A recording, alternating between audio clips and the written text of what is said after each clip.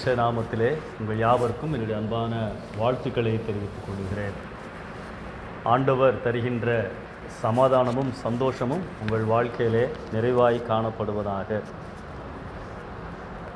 அருமையான இந்த ஜெபிக்கின்ற மக்கள் மத்தியிலே ஆண்டவர் என்னை அழைத்து வந்ததற்காக நான் ஆண்டவருக்கு நன்றி செலுத்துகிறேன்.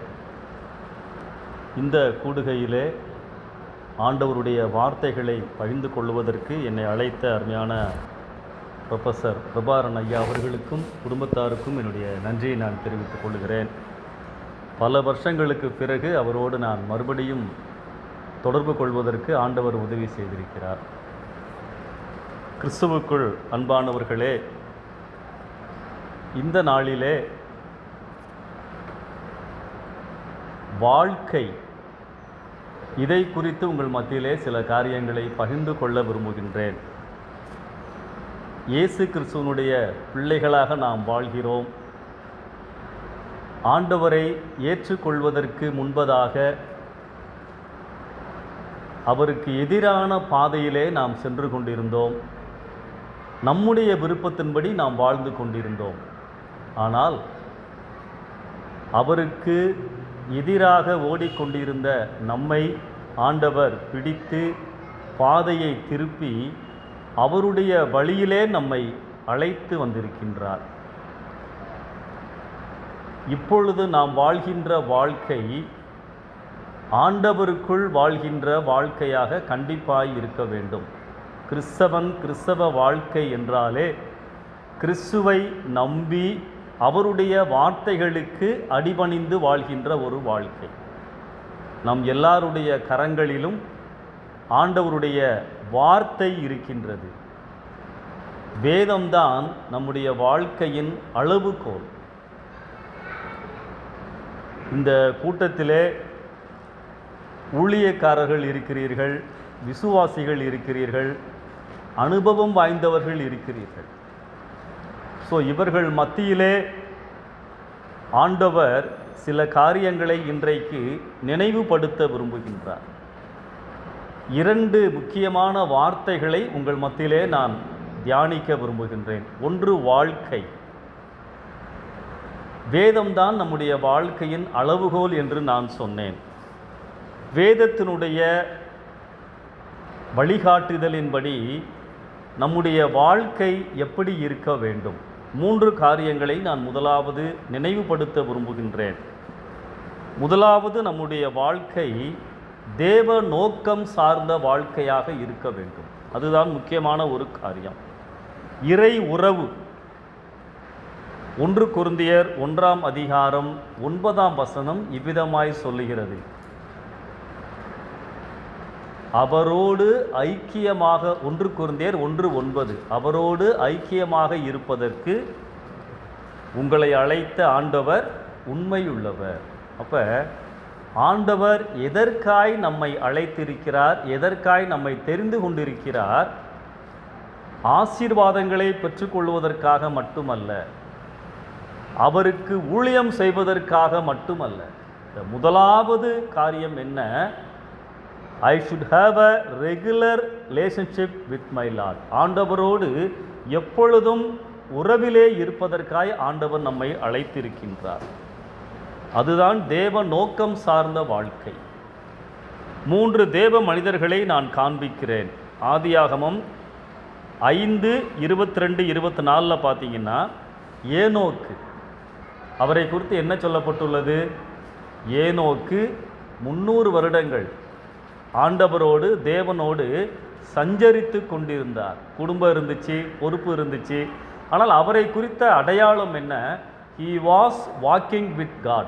ஆண்டவரோடு அவர் உறவாடி கொண்டிருந்தார் என்றுதான் வேதம் சொல்லுகின்றது. அப்படி உறவாடும் பொழுது அவரை குறித்து இன்னொரு குறிப்பும் சொல்லப்பட்டுள்ளது: அவன் காணப்படாமல் போனான். அப்போ ஆண்டவரோடு நான் நெருங்கிய உறவிலே வரும்பொழுது எப்படி ஏனோக்கு காணப்படாமல் போனாரோ, அதை போல ஆண்டவரோடு நான் நெருங்கிய உறவிலே இருக்கின்ற பொழுது என் சுயம் காணாமல் போக வேண்டும். அதான் எனக்கு கொடுக்குற போதனை. நான் அப்படியே காணா போயிடணும். இயேசு எனக்குள்ளதாக வெளிப்பட வேண்டும். அதான் ஏனோக்கினுடைய பெற்ற ஆசீர்வாதம். அடுத்தது நோவா. அடுத்த அதிகாரத்தில் பார்க்குறோம் இல்லையா, ஆதியாகமம் 6:9 நோவா தேவனோடு சஞ்சரித்து கொண்டிருந்தார். இப்போ பழைய ஏற்பாட்டு பக்தர்கள் எல்லாம் நமக்கு சொல்லுகின்ற காரியம் என்ன? ஆண்டவரோடு நெருங்கி இருந்தால் எப்படிப்பட்ட ஆசீர்வாதங்களை எல்லாம் பெற்றுக்கொள்ள முடியும். அதுக்கு முந்தின வசனத்தை வாசித்து பார்த்தீங்கன்னா, நோவாவின் காலத்தில் உலகம் சீர்கெட்டதாய் இருந்தது, பாவத்திலே இருந்தது. ஆண்டவர் இந்த உலகத்தை படைத்ததற்காக, மனிதர்களை படைத்ததற்காக வருத்தப்பட்டார் என்று வேதம் சொல்லுகின்றது. நம்ம இந்த உலகத்தில் யாரை பார்த்து வருத்தப்படுவோம்? சில சமயம் நம்ம பிள்ளைய கொஞ்சம் மோசமாக இருந்தாங்கன்னா, நமக்கு தெரிஞ்சவங்க மோசமாக இருந்தாங்கன்னா, இப்படி இருக்கிறானே வாழ்க்கையில், என்னைக்கிடா அவன் திருந்துவான், என்னைக்கு முன்னேறுவான், வருத்தப்படுறோம் இல்லையா? அதை போல அன்றைக்கு இருந்த உலக சூழ்நிலையை பார்த்து ஆண்டவர் வருத்தப்பட்டார். இன்னைக்கு உலகம் அப்படித்தான் இருக்கின்றது. இன்றைக்கு விசுவாசிகளாகிய நமக்கு வருகின்ற ஒரு கேள்வி என்ன தெரியுமா? அசுத்தம் நிறைந்த உலகத்தில் நான் எப்படி பரிசுத்தமாய் வாழ்வது? நோவா என்ன சொல்கிறாரு? நீங்கள் ஆண்டவரோடு ஒழுங்காக நடந்தீங்கன்னா ஆண்டவரே சொல்லுவார் உத்தமன் நீதிமான் என்று சொல்லி. அப்போ ஆண்டவரோடு நான் எவ்வளவு நேரம் செலவழிக்கின்றேனோ அந்த அளவிற்கு என் வாழ்க்கையில் பரிசுத்தமாய் வாழ முடியும், பாவ தூண்டுதல்களை எதிர்த்து வாழ முடியும். நோவா தான் நமக்கு சொல்கிறார், ஆண்டவரோடு நீங்கள் நடந்தீங்கன்னா உலகம் உங்களை தீண்டாது, உலகத்தினுடைய ஆசாபாசங்கள் உங்களை பாதிக்காது. மூன்றாவது மனிதர் யார் தெரியுமா? தானியேல். 6:10 என்ன சொல்லுது?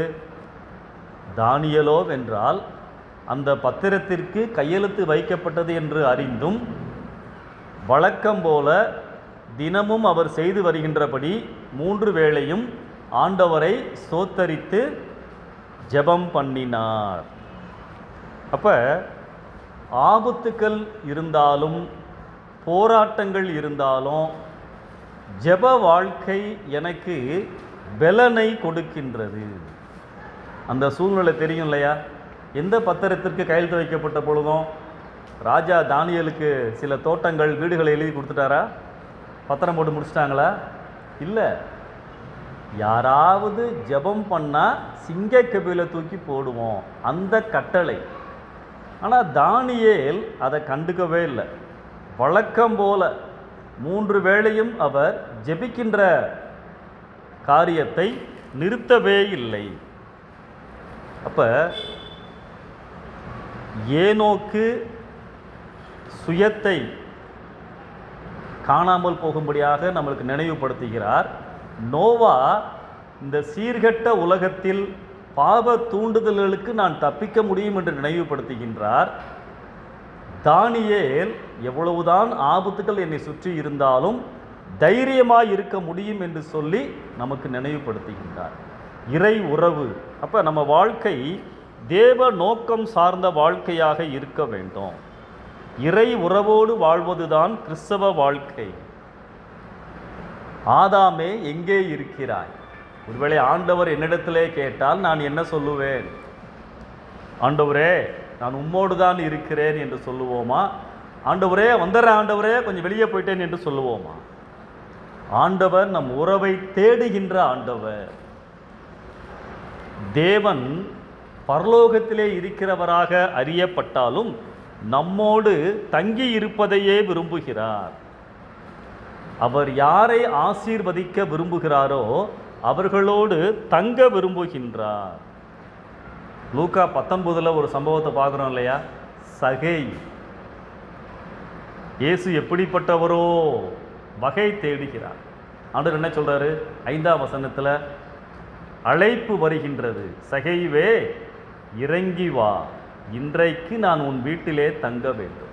அவன் சீக்கிரமாய் இறங்கி வந்து இயேசுவை தன் வீட்டிற்கு அழைத்து கொண்டு போனான். அப்போ இந்த இறை உறவிலே நான் நிலைத்திருக்க வேண்டும். யோவான் 15:4 அர்த்தம் ஆண்டவர் சொல்கிறார், என்னிலே நிலைத்திருங்கள், அப்பொழுதுதான் நீங்கள் கனி கொடுக்க முடியும். அப்போ கிறிஸ்தவ வாழ்க்கை, விசுவாசத்தின் வாழ்க்கை முதலாவது தேவ நோக்கம் சார்ந்த வாழ்க்கையாக இருக்க வேண்டும். தேவ நோக்கம் என்ன? இறை உறவிலே நான் எப்பொழுதும் இருக்க வேண்டும். மற்றவர்களுக்காக நாம் ஜெபிக்கிறோம், சங்கிலி தொடர்பு ஊழியங்கள் நல்லது. ஆனால் தனிப்பட்ட முறையிலே என்னுடைய ஆத்துமா தேவனோடு இசைந்திருக்க வேண்டும். இடைவிடாமல் ஜெபம் பண்ணுங்கள்னு வசனம் இருக்கு இல்லையா? அதுக்கு என்ன அர்த்தம்? எப்பொழுதும் ஜெப சிந்தையோடு இருக்க வேண்டும், எப்பொழுதும் ஆண்டவருடைய பிரசன்னத்துக்குள்ளதாக இருக்க வேண்டும். அதான் முக்கியம். இந்த போலீஸ்காரங்க, போலீஸ் இன்ஸ்பெக்டர்லாம் ஒரு இன்ஸ்ட்ருமெண்ட் வச்சுருப்பாங்க தெரியுமா? வாக்கி டாக்கி பார்த்துருக்கீங்களா? அது பார்த்தீங்கன்னா எப்பொழுதும் அதை பேச மாட்டாங்க, ஆனால் அதை அப்படியே பக்கத்தில் வச்சுருப்பாங்க. தேவைப்படும் பொழுது பேசுவாங்க. இல்லைன்னா அவங்களுடைய உயர் அதிகாரிகள்கிட்ட இருந்து ஏதாவது செய்தி வந்துக்கிட்டே தான் இருக்கும். அவங்களுக்குன்னு செய்தி வரும்பொழுது கேட்டுக்கொள்வார்கள். எப்பொழுதும் ஆனில் தான் வச்சுருப்பாங்க. அது மாதிரி என் இதயம் எப்பொழுதும் ஆண்டவரோடு தொடர்பிலே இருப்பது தான் இடைவிடாமல் ஜெபம் பண்ணுங்கள். காலையில் மட்டும் இல்லை, மத்தியானம் மட்டும் இல்லை, எப்பொழுதும் ஆண்டவரோடு இசைந்திருக்கின்ற இதயம், அதான் முக்கியம். ரெண்டாவது காரியம் தேவ நோக்கம் சார்ந்த வாழ்க்கை. ரெண்டாவது, என் வாழ்க்கை எப்படி இருக்க வேண்டும்? தேவ சித்தம் செய்கின்ற வாழ்க்கையாக இருக்க வேண்டும். இறை செயல். எப்பொழுது அவருடைய பிள்ளைகளாக நாம் மாறிவிட்டோமோ அப்பொழுது முதல் அவருடைய விருப்பத்தின்படி நாம் வாழ அழைக்கப்பட்டிருக்கிறோம். கொரிந்தியருக்கு பவுல் எழுதுவார், நாம் அவருக்கு சொந்தமானவர்கள், அவர் நம்மை விலை கொடுத்து வாங்கி இருக்கிறார். அப்போ நான் அவருக்கு சொந்தம் என்று சொன்னால் அவருக்கு பிரியமாய் வாழ அழைக்கப்பட்டிருக்கிறேன். இயேசு கிறிஸ்துவனுடைய கெத்சமனே ஜெபம் லூக்கா 22:41-42, ஆண்டவரே, ஒரு தடுமாற்றம் அவருக்கு வருது. அப்போ ஜெப நேரங்கள் என்னை உயிர்ப்பிக்கும். தடுமாறும் பொழுது ஒரு தேவதூதன் அவரை பலப்படுத்துவான். நல்லா கவனிங்க, எப்பொழுதெல்லாம் நான் ஜெபிக்கிறேனோ அப்பொழுதெல்லாம் நான் ஆண்டவரால், ஆவியானவரால் பலப்படுத்தப்படுகிறேன். அல்லேலூயா. அதான் முக்கியம். ஒரு சோர்வு வருதா, ஒரு கலக்கம் வருதா, ஒரு தடுமாற்றம் வருதா, முழங்கால் போடுங்க, ஆண்டவர் அப்படியே தூக்கி எடுத்து விடுவார். இங்கே இயேசு கிறிஸ்து ஜெபிக்கிறார். ஒரு தடுமாற்றம், சிலுவையை நினைத்து, உலகத்தின் பாவங்களை, பாடுகளை நினைத்து தடுமாறுகிறார். ஆண்டவரே, இந்த உமக்கு சித்தமானால் இந்த பாத்திரம், இந்த ரோல், இந்த காரியம் என்னை விட்டு நீங்கும்படி செய்யும், ஆகிலும் உம்முடைய சித்தத்தின்படியே ஆக கடவுள். அப்போ இந்த ஜெபம் என் வாழ்க்கைக்கு ஒரு சவால். உம்முடைய சித்தத்தை செய்வதற்கு ஆண்டவரே என்னை எப்பொழுதும் அர்ப்பணிக்கிறேன். சுய சித்தம் சார்ந்த வாழ்க்கை சுய பலத்தையே சார்ந்து இருக்கும். தேவ சித்தம் சார்ந்த செயல்பாடுகள் தேவ பலனையும் கிருபையையும் நம்முடைய வாழ்க்கையிலே கொண்டு வரும். அதான் முக்கியம் இல்லையா? ஆண்டவருடைய சித்தம் 1 தெசலோனிக்கேயர் 4:3 நீங்கள் பரிசுத்தமுள்ளவர்களாய் இருக்க வேண்டும் என்பதே தேவனுடைய சித்தமாய் இருக்கின்றது. அப்போ என்னுடைய வாழ்க்கையில் எல்லா பகுதிகளிலும் பரிசுத்தம், தூய்மை காணப்படுவதற்கு ஒவ்வொரு நாளும் என்னை நான் அர்ப்பணித்து கொண்டே இருக்க வேண்டும், பலி கொடுத்து கொண்டே இருக்க வேண்டும். ரோமர் 12 ஆரம்பத்தில் அப்படித்தானே எழுதுகிறார் இல்லையா? நீங்கள் இந்த உலகத்துக்கு ஏற்ற வேஷம் தெரியாமல் உங்கள் சரீரங்களை ஜீவ பலியாய் ஒப்பு கொடுங்கள், இதுதான் உண்மையுள்ள ஆராதனை. அப்போஸ்தலர் 9:6 பவுலுடைய முதலாவது ஜெபம். அப்போ தான் பவுலை தொடுகிறார். தமஸ்குவை நோக்கி இயேசுவுக்கு எதிராய் சென்ற பொழுது ஆண்டவர் அவரை திருப்பி விடுகிறார். என்ன கேட்குறாரு? நான் என்ன செய்ய சித்தமாய் இருக்கிறேன். அப்போ நம்ம வாழ்க்கையில் தேவ சித்தம் செய்கின்ற வாழ்க்கையாக நம்முடைய வாழ்க்கை எப்பொழுதும் காணப்பட வேண்டும். ஒவ்வொரு நாளும் அது என்னுடைய ஜெபமாக, வேண்டுதலாக, எதிர்பார்ப்பாக, ஆவலாக இருக்க வேண்டும். ஆண்டவரே, இன்றைக்கு உம்முடைய விருப்பத்தின்படி வாழ்வதற்கு எனக்கு உதவி செய்யும். 143 சங்கீதத்தில் பார்த்தீங்கன்னா அருமையான சில காரியங்கள். நான் நடக்க வேண்டிய வழியை எனக்கு காண்பியும், என்னை உயிர்ப்பியும்.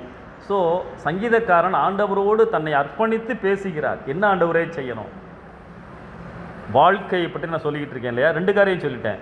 தேவ நோக்கம் சார்ந்த வாழ்க்கை, தேவ சித்தம் செய்கின்ற வாழ்க்கை, இறை உறவு, இறை செயல். 3வது, நம்முடைய வாழ்க்கை தேவ ஆளுகைக்குட்பட்டதாய் இருக்க வேண்டும். இறை நடத்துதல். ஆண்டவரை ஏற்றுக்கொள்வதற்கு முன்பதாக என் இஷ்டப்படி நான் வாழ்ந்து கொண்டிருந்தேன். உலகத்தினுடைய தூண்டுதலின்படி நான் வாழ்ந்து கொண்டிருந்தேன். என் மனம் என்ன சொல்லுகின்றதோ அதன்படி நான் வாழ்ந்து கொண்டிருந்தேன். ஆனால் வேதம் என்ன சொல்லுகின்றது? எப்பொழுது நான் அவருடைய பிள்ளையாய் மாறிவிட்டேனோ அப்பொழுது முதல் அவர் என்னை நடத்துவதற்கு என்னை அர்ப்பணிக்க வேண்டும். என் வாழ்வின் எல்லா பகுதிகளிலும் அவருடைய ஆளுகை, கண்ட்ரோல் காணப்பட வேண்டும். அப்கோர்ஸ் நமக்கு ஆண்டவர் சுய சித்தத்தை, ஃப்ரீவில் கொடுத்துருக்கிறாரு. நான் தான் முடிவெடுக்க முடியும், ஆம்னு சொல்லலாம், இல்லை என்று சொல்லலாம். ஆனால் ஆண்டவரே என்னை அப்படியே உம்முடைய கரத்திலே ஒப்பு கொடுக்கிறேன். ரோமர் 8ஆம் அதிகாரத்தில் 5வது வசனத்தில் பார்த்தீங்கன்னா, ஆவியின்படி நடக்கிறவர்கள் ஆவிக்குரியவைகளை சிந்திக்கிறார்கள். ஆவியின்படி நடக்கிறதுனா என்ன? ஆண்டவருடைய பாதையில் நடப்பது.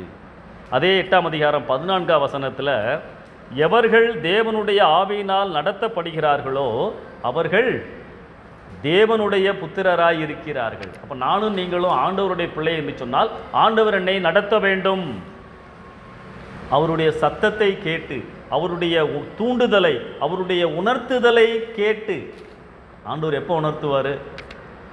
அவருடைய பாதத்தில் ஆசையாய் அமர்ந்து, அதிகாலையிலே அமர்ந்து, நிதானமாய் அமர்ந்து, அவசரம் இல்லாமல் அவருடைய பாதத்திலே அமரும் பொழுது வார்த்தையின் வழியாய் அன்றைக்குரிய அப்பத்தை ஆண்டவர் கொடுப்பார், என்னோடு பேசுவார். ஏசாயா 30:21 பார்த்தீங்கன்னா தெளிவான ஒரு வசனம். நீங்கள் வலதுபுறம் சாயும் பொழுதும் இடதுபுறம் சாயும் பொழுதும் வழி இதுவே, நடவுங்கள் என்று சொல்லுகின்ற சத்தத்தை உங்கள் காதுகள் கேட்கும். இந்த அனுபவம் நம்முடைய வாழ்க்கையில் இருக்க வேண்டும். ஆண்டவர் நம்மோடு பேசுவதை உணர வேண்டும். என்னோடு அவர் உணர்த்துவதை, எனக்கு உணர்த்துவதை நான் உணர வேண்டும். இந்த வசனம் விசுவாசிகளுக்கு தான். இன்னைக்கு அநேகர், நீங்கள் சரியாய் புரிந்து கொள்வதற்காக சொல்லுகிறேன், நிறைய ஊழியக்காரங்க இங்கே இருக்காங்க. ஒரு பிரச்சனை வந்துட்டா, போராட்டம் வந்துட்டா நம்மளுக்கு ஜெப ஆலோசனை, ஜெப உதவிகள், ஆவிக்குரிய உதவிகள் தேவைதான். ஆனால் எப்பொழுது பார்த்தாலும் ஊழியக்காரர்களையே சார்ந்திருக்கின்ற கூட்டம் உண்டு. தூரமான இடங்களுக்கு போகிறது, மாதத்துக்கு ஒரு தடவை வண்டி பிடிச்சிட்டு போகிறது. நான் கேட்பேன், எதுக்கு போகிறீங்க அப்படின்ட்டு. தேவ பிரசன்னத்துக்காக போகிறோம். தேவ பிரசன்னம் எங்கே இருக்குது? எனக்குள்ளே இருக்குது. அப்போ நீங்கள் என்ன விசுவாசியா அவிசுவாசியா? அதாவது சில காரியங்களை புரியாமலேயே நாம் செய்து கொண்டே இருக்கிறோம். ஆண்டவரே நீர் என்னை நடத்தும் சுவாமி. நம்ம புதிய ஏற்பாட்டு விசுவாசிகள், அதை நாம் அறிந்து கொள்ள வேண்டும். எனக்கு மத்தியஸ்தர்கள் தேவையில்லை. அப்கோர்ஸ் ஊழியத்தின் விசுவாசியாகிய ஆரம்ப நாட்களிலே எனக்கு சில கைடன்ஸ் தேவை, வழிகாட்டுதல் தேவை, ஆலோசனை தேவை. கேட்கலாம் ஆலோசனைகளை. ரட்சிக்கப்பட்டு 20 வருஷம் ஆச்சு, 15 வருஷம் ஆச்சு, இன்னமும் அந்த ஊழியக்காரரை சார்ந்து இருந்தால் உன் ஆவிக்குரிய வாழ்க்கையில் எங்கேயோ பிரச்சனை இருக்கு. ஆண்டவரை நான் நம்ப ஆரம்பிக்க வேண்டும். யாத்திராகமம் 33ஆம் அதிகாரத்தில் மோசேக்கு ஒரு குழப்பம். 13ஆம் வசனத்தில், ஆண்டவரே உம்முடைய வழியை எனக்கு அறிவியும். அவருக்கு பாதை தெரியாதா? வனாந்தரத்திலே 40 வருஷம் இருந்தவர். என்ன வழி கேட்குறாரு அவர்? ஆண்டவரே இந்த மக்களை நடத்துவதனுடைய நோக்கம், அறிவு, எந்த இடத்துல எப்படி நடந்து கொள்ளணும், இந்த காரியங்களை எனக்கு அறிவியும். நம்ம இங்கேருந்து ஒரு இடத்துக்கு போகிறதுக்குரிய வழியை அவர் கேட்கவில்லை. எல்லாவற்றிற்கும் அவர் ஆண்டவரை சார்ந்து இருக்கின்றார். மோசே தன்னுடைய வாழ்நாள் முழுவதும் ஆண்டவருடைய கட்டுப்பாட்டில்தான் இருந்தார். அன்பானவர்களே, இன்றைக்கு நம்மை நடத்துபவர் யார்? ஆவியானவர் என்னை நடத்த வேண்டும். நீதிமொழிகள் 3ஆம் அதிகாரம் 5, 6. உன்னுடைய வழிகளிலெல்லாம் அவரை நினைத்துக்கொள். வழிகள்னா என்னுடைய வாழ்க்கை பாதை, நான் தெரிந்தெடுக்கின்ற காரியங்கள், மேபி என்னுடைய கேரியர், என் குடும்பத்திலே நான் எடுக்கின்ற முடிவுகள், ஊழியத்தில் எடுக்கின்ற முடிவுகள். ஆண்டவரே, எல்லா இடங்களிலும் நேரங்களிலும் உம்மை நான் நினைக்கிறேன். 32ஆம் சங்கீதம் 8வது வசனம். அதை யாராவது வாசிங்க. 32:8.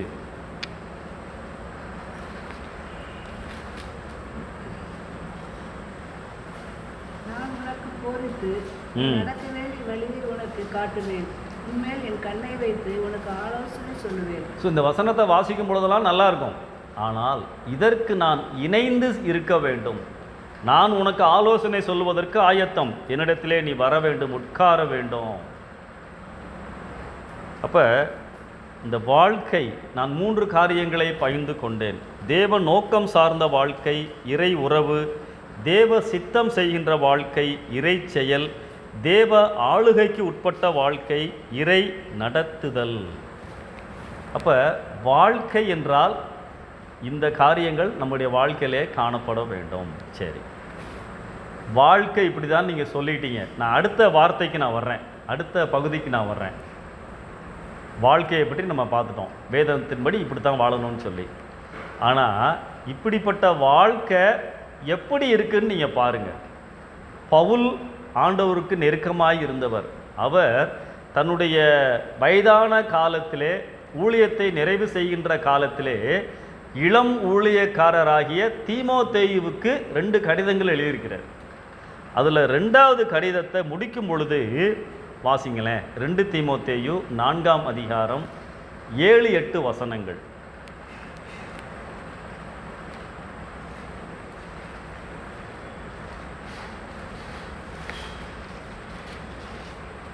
நல்ல போராட்டத்தை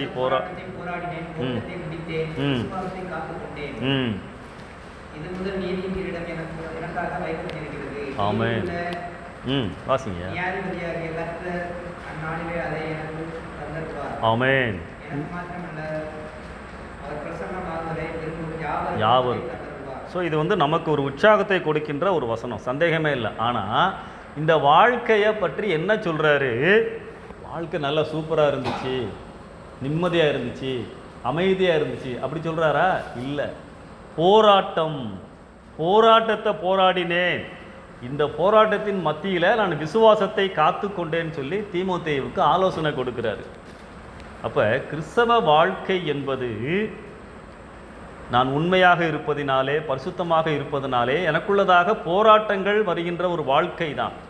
நீங்கள் மார்க் 8ஆம் அதிகாரம் 34வது வசனம், லூக்கா 9ஆம் அதிகாரம் 23வது வசனம், லூக்கா 14:26 இதிலெல்லாம் இயேசு கிறிஸ்துவே மக்களை பார்த்து என்ன சொல்கிறாரு? தன் சிலுவையை எடுத்துக்கொண்டு என்னை பின்பற்றாதவன் எனக்கு பாத்திரன் அல்ல. சிலுவை என்று சொன்னால் எனக்கு நான் செய்யாத காரியங்களுக்கு வருகின்ற தண்டனை. அதுவும் இந்த 14ஆம் அதிகாரத்தில் பார்த்தீங்கன்னா ஏசாமிக்கு பின்னாடி நிறைய கூட்டம் போய்கிட்டு இருக்கும். திரும்பி பார்ப்பார். பொதுவாக பிரசங்கம் பண்ணும் பொழுது நிறைய கூட்டம் இருந்தால் பிரசங்கமாருக்கு எப்படி இருக்கும்? உங்கள் சர்ச்சு நிறைஞ்சு விளைஞ்சா எப்படி இருக்கும்? சந்தோஷமாக இருக்கும் இல்லையா? ஏசாமிக்கு பின்னாடி அவ்வளோ கூட்டம் வருது. பின்னாடி திரும்பி பார்க்குறாரு, அவருக்கு சந்தோஷமாக வந்திருக்கும். சரி, நம்மளை சுற்றி இவ்வளோ பேர் வராங்களேன்ட்டு. எல்லாரும் ஆசீர்வதிக்கப்படுவீர்கள் அவர் சொல்லலை. என்ன சொல்கிறாரு? என் பின்னாடி வர்றியா? என் பின்னாடி நீ வரணும்னா, என்னுடைய ஆசீர்வாதத்தை பெற்றுக்கொள்ளணும்னா என்ன சொல்கிறாரு? உன்னுடைய தகப்பனையும் தாயையும் கூட பிறந்தவர்களையும் நீ வெறுக்கணும் அப்படின்றாரு. இப்படி சொன்னோன்னா பாதி பேர் போயிட்டாங்க. அப்போ ஆண்டவர் என்ன சொல்கிறாரு? அதுக்கு என்ன அர்த்தம்? வெறுக்கணும்னா அவர்களை காட்டிலும் எனக்கு நீ உன் வாழ்க்கையில் முக்கியத்துவம் கொடுக்க வேண்டும், என்னை முதலாவது நேசிக்க வேண்டும். அதுதான் சொல்கிறார். அப்போ இந்த வசனங்கள் எல்லாம் எதை காண்பிக்கின்றது? இந்த கிறிஸ்தவ வாழ்க்கையிலே சில சமயங்கள் அல்லது பல சமயங்கள் போராட்டங்கள் வரும், பிரச்சனைகள் வரும். அப்போ இந்த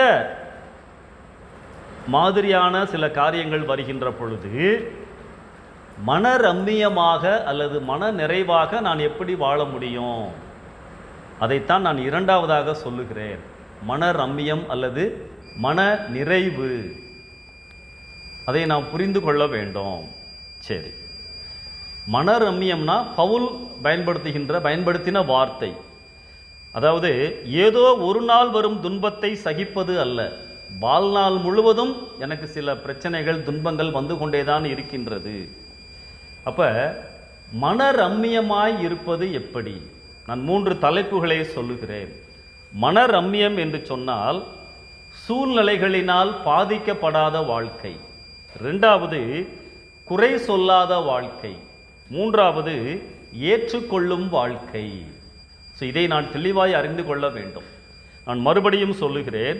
மனரம்மியம் என்றால் சூழ்நிலைகளினால் பாதிக்கப்படாத வாழ்க்கை, குறை சொல்லாத வாழ்க்கை, ஏற்றுக்கொள்ளும் வாழ்க்கை. சரி, இதுக்கு 3 உதாரணங்களை காண்பித்து நான் முடிக்கிறேன். பவுல் முதலாவது காரியம், பிலிப்பியர் 4ஆம் அதிகாரத்தில் 10 முதல் 13 வசனங்களை அவர் எழுதுகிறார். இந்த பிலிப்பு நிருபம் எங்கேருந்து எழுதுகிறாரு? அவர் சிறைச்சாலையில் இருந்து எழுதுகிறார். சுவிசேஷத்தை அறிவித்ததினாலே அவர் கைதியாக இருக்கிறார். மரண தண்டனை காத்து கொண்டு இருக்கின்றது. காவலிலே வைக்கப்பட்டிருக்கின்றார்.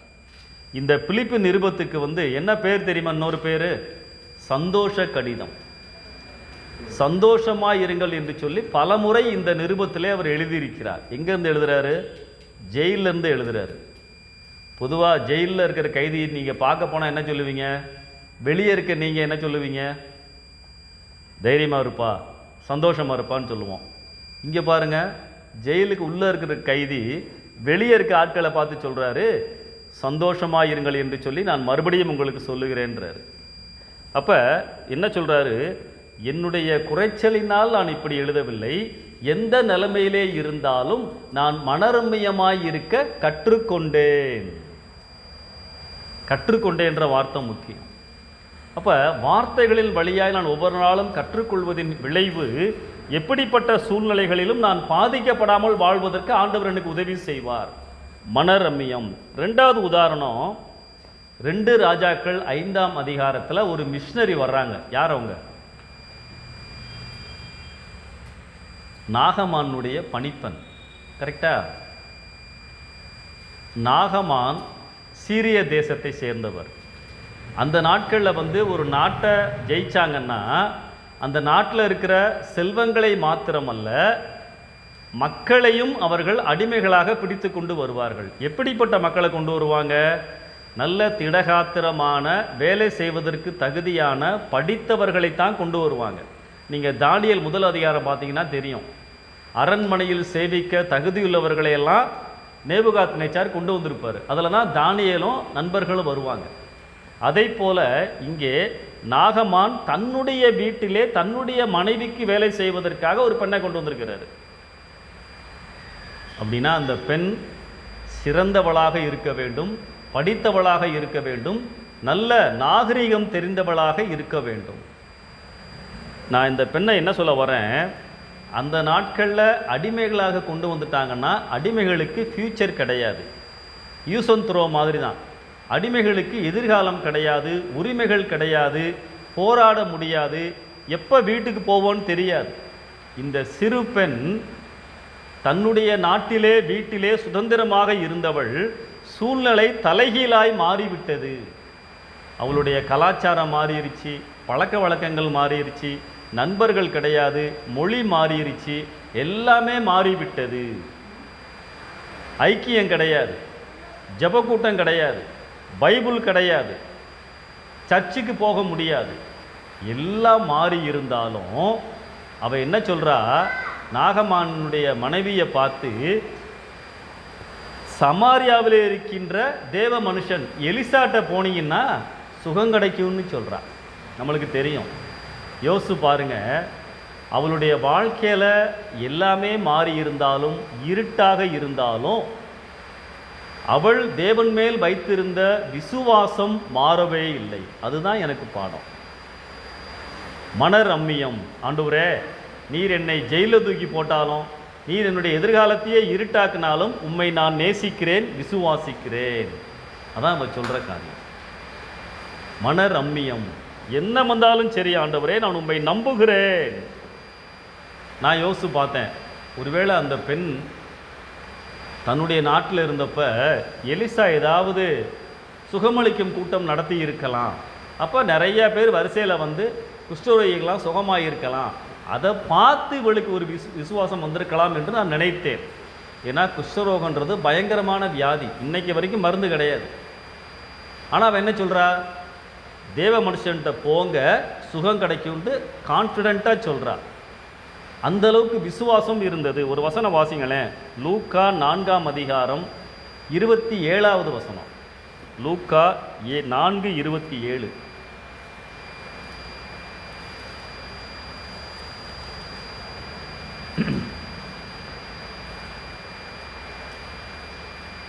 அல்லாமலும் எலிசா தீர்க்கதரிசியின் காலத்திலே இஸ்ரவேலர்களிலே அநேகம் குஷ்டரோகிகள் இருந்தார்கள். ஆயினும் சீரியா தேசத்தானாகிய நாகமானை அல்லாமல் அவர்கள் வேறொருவனும் சுத்தமாக்கப்படவில்லை. ஆமென். சத்தியத்தின்படி உங்களுக்கு சொல்லி போதுமா? இது யார் சொன்னது? இயேசு கிறிஸ்துவே இங்கே அட்டஸ்ட் பண்ணுறாரு. நிறைய குஷ்டரோகிகள் இருந்தாங்க, ஆனால் நாகமான் மட்டும்தான் சுகம் பெற்றான். அப்போ கடினமான ஒரு சூழலிலே இருந்தாலும் ஆண்டவரோடு அவள் நல்ல உறவிலே இருந்ததினால் விசுவாசிக்க முடிந்தது. மனரம்மியம். 3வது உதாரணம் தானியேல்.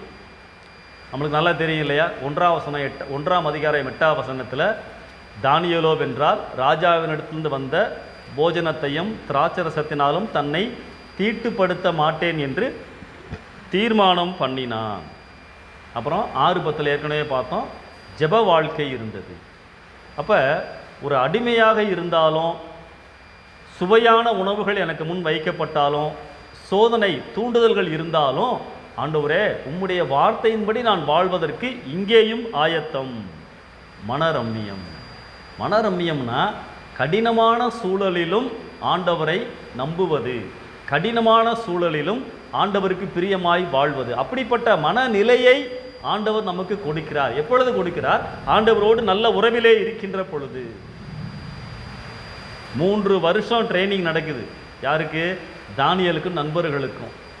ராஜாவினுடைய உணவு வேண்டாம், வெஜிடேரியன் கொடுத்தா போதும். தங்களை வெறுக்கின்ற அளவிற்கு அவர்கள் ஆண்டவரோடு நல்ல உறவிலே இருந்தார்கள்.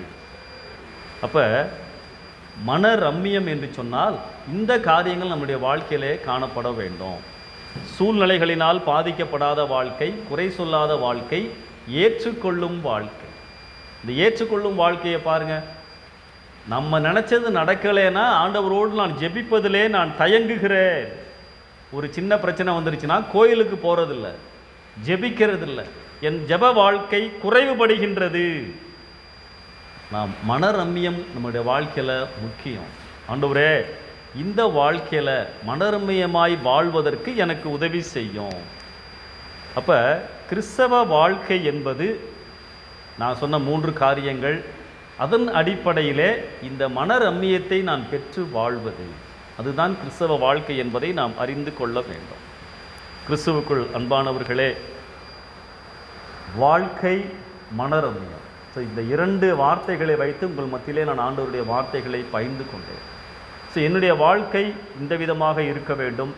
இந்த போராட்டம் நிறைந்த வாழ்க்கையிலே மனரம்மியமாய் வாழ்வதற்கு இந்த 3 காரியங்களையும் என் வாழ்க்கையிலே நான் இணைத்து கொள்ள வேண்டும். ஸோ அப்படிப்பட்ட கிருபைகளை ஆண்டவர் தருவாராக. ஆமென்.